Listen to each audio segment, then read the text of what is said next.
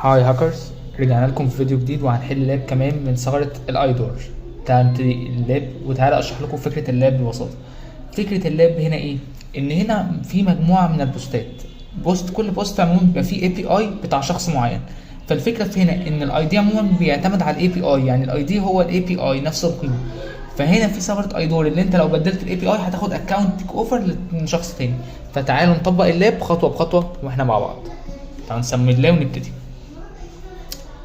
تعالى اول حاجه نستعين بكاري لينكس لان احنا محتاجين بيرب سويت النهارده. ثانيه واحده. وطبعا انت لو مش فاهم ازاي تستخدم بيرب سويت، شرحها موجود عندي على القناه. بسم الله الرحمن الرحيم. اول حاجه هنسجل الاكونت اللي هو وينر بيتر.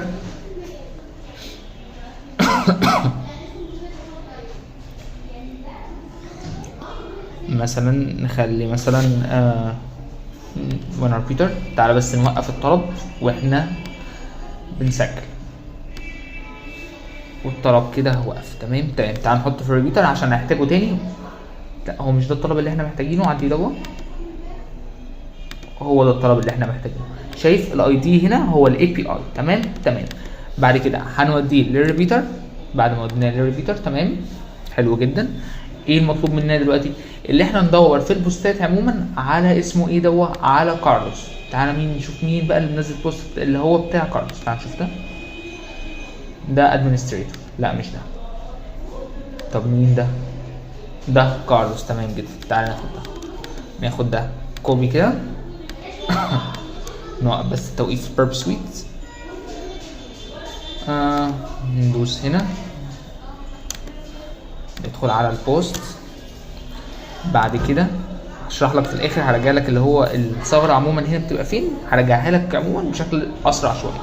تعالى نوقف هنا واحنا بنضغط عشان ناخد الاي بي اي ده. ثانيه واحده اهو.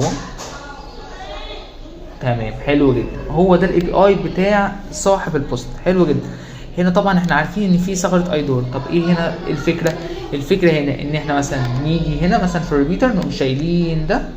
حلو جدا. ونقوم حاطين الاي بي اي اللي احنا خدناه.